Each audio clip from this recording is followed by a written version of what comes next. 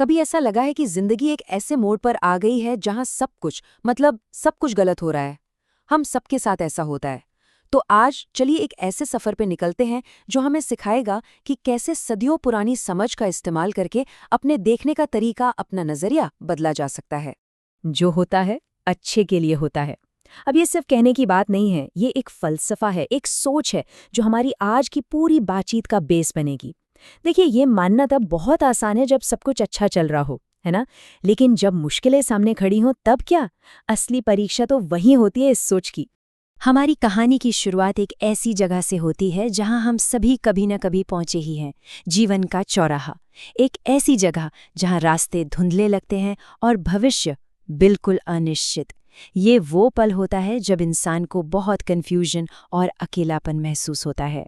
और ऐसे पलों में ना, जब लगता है कि पूरी दुनिया ही हमारे खिलाफ हो गई है, तो एक सवाल मन में आना बहुत स्वाभाविक है। यार, मेरे साथ ही ऐसा क्यों हो रहा है?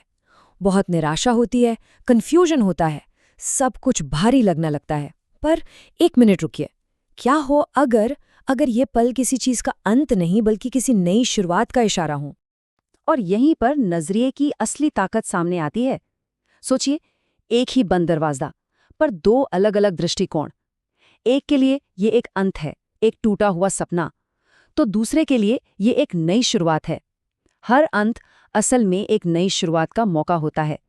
एक छूटा हुआ मौका अक्सर एक बेहतर अवसर का संकेत होता है जो बस आने ही वाला है।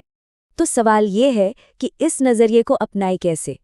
इसकी शुरुआत होती है एक मार्गदर्शक सिद्धांत को समझने से कि हर घटना का, चाहे वो अच्छी हो या बुरी, एक मकसद होता है। यहाँ तक कि सबसे मुश्किल अनुभव भी अपने साथ एक सबक या एक छिपा हुआ तोहफा लेकर आते हैं। देखिए, नेचर हमें ये सबसे अच्छे तरीके से सिखाती है। जब घोंसला टूटता है ना, तो पक्षी को ऊंचा उड़ना आता है। जब जबरदस्त दबाव पड़ता है तभी कोयला हीरे में बदलता है। और याद रखिए, सबसे घनी अंधेरी रात सुबह होने से ठीक पहले ही होती है। ये सिर्फ खूबसूरत बातें नहीं हैं, ये इस बात का सबूत है कि मुश्किलें हमें तोड़ने के लिए नहीं, बल्कि हमें बनाने के लिए, हमें एक नया आकार देने के लिए आती हैं। तो इस सोच को अपने जीवन का आधार बना लीजिए। जो हुआ अच्छे के लिए हुआ, जो अभी हो रहा है वो भी अच्छे के लिए ही हो रहा है, और आगे जो होगा वो भी अच्छे के लिए ही होगा। जब इस विश्वास को अपना लेते हैं ना, तो डर धीरे धीरे भरोसे में बदलने लगता है। अच्छा, तो अब हमने अपने अंदर के नजरिए की नींव तो रख दी है। चलिए अब जरा बाहरी दुनिया की तरफ देखते हैं। हमारे रिश्ते, धोखे और वो ठोकरें जो हमें लगती हैं, ये सब हमारे सफर का ही एक हिस्सा है। अक्सर सुनने में आता है ना कि वक्त बदल गया है, लेकिन सच तो ये है कि वक्त नहीं, लोग बदलते हैं। और हाँ, ये एहसास बहुत तकलीफ देता है, इसमें कोई शक नहीं। पर ये हमें एक बहुत ज़रूरी बात सिखाता है। ये सिखाता है कि हमें अपनी उम्मीदों को थोड़ा एडजस्ट करना होगा और लोगों को वैसे ही अपनाना होगा जैसे वो हैं, न कि जैसे हम उन्हें देखना चाहते हैं। और सबसे गहरा धोखा वो अक्सर वहीं से मिलता है जहां हमने सबसे ज़्यादा भरोसा किया होता है। ये एक बहुत दर्दनाक अनुभव है, लेकिन ये हमें इंसानी स्वभाव के बारे में एक अनमोल सबक भी सिखाता है। ये सिखाता है कि भरोसा सोच समझकर करना चाहिए और अपनी भावनात्मक सुरक्षा की जिम्मेदारी खुद लेनी चाहिए। और एक बात हमेशा याद रखनी चाहिए, ठोकर लगना गिरना नहीं है। असली हार तो वापस उठने से मना कर देना है। हर ठोकर एक सबक है, हर नाकामी हमें और मजबूत बनाती है। असली हार कोशिश ना करने में है, गिरने में नहीं। तो हमने बाहरी दुनिया की चुनौतियों की बात की, लेकिन अक्सर सबसे बड़ी लड़ाई तो हमारे अपने मन के अंदर ही होती है। चलिए अब उन अंदरूनी संघर्षों को समझते हैं जो हमारी खुशी को कंट्रोल करते हैं। हमारे मन के अंदर ना दो बड़ी ताकतें हैं, एक है मोह और दूसरा है प्रेम। मोह कहता है तुम मेरे हो और एक पिंजरा बना देता है, जबकि प्रेम कहता है खुश रहो जहां भी रहो और आजाद कर देता है। तो मोह एक बंधन है और प्रेम मुक्ति। यह सोचना जरूरी है कि क्या रिश्तों में बंधन बन रहा है या मुक्ति दी जा रही है। ईर्ष्या, गुस्सा, मोह, डर, ये है हमारे असली दुश्मन, और ये कहीं बाहर की दुनिया में नहीं बल्कि हमारे ही अंदर रहते हैं। जब हम इन अंदर के राक्षसों का सामना करते हैं और इन पर जीत हासिल करते हैं, तभी हम असल में आजाद हो सकते हैं। जरा पानी की एक बूंद के बारे में सोचिए। एक गर्म तवे पर गिरते ही ये भाप बनकर उड़ जाती है, खत्म।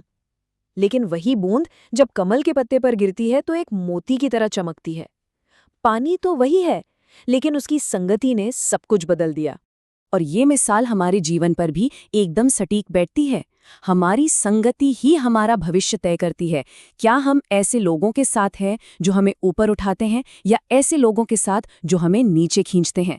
संगति बहुत सोच समझकर चुननी चाहिए, क्योंकि यही हमारे भाग्य को आकार देगी। तो हमने चुनौतियों का सामना किया, अपने अंदर झांका और संगति के महत्व को भी समझा।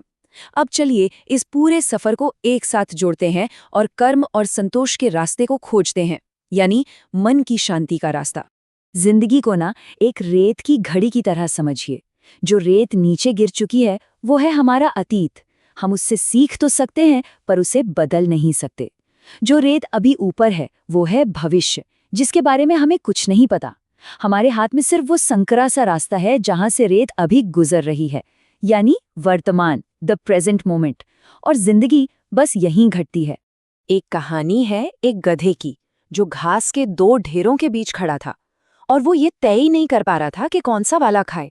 वो इतना ज्यादा सोचता रहा, इतना सोचता रहा कि भूख से ही मर गया। सुनने में ये एक मजेदार कहानी लगती है, पर इसका संदेश बहुत गहरा है। बहुत ज्यादा सोचना हमें पंगु बना देता है, पैरालाइज्ड कर देता है। कभी कभी बस एक रास्ता चुनकर उस पर चलना शुरू करना होता है। तो फिर एक उद्देश्य से भरी जिंदगी कैसे जिएं? इसके लिए 3 सरल कदम हैं। पहला, धैर्य रखें और भरोसा करें कि सब कुछ अच्छे के लिए ही होता है।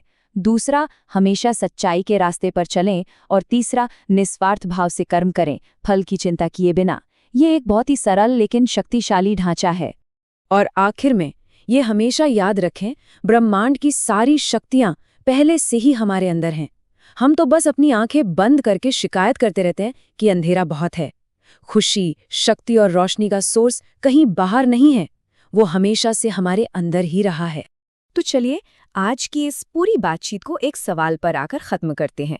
हम हमेशा अंधेरे को कोसते रहते हैं, शिकायत करते रहते हैं, पर क्या कभी रुक कर अपनी आंखें खोलने की कोशिश की है? वो जो रोशनी है वो कहीं बाहर नहीं है, वो तो अंदर ही है। बस उसे खोजने का वक्त आ गया है।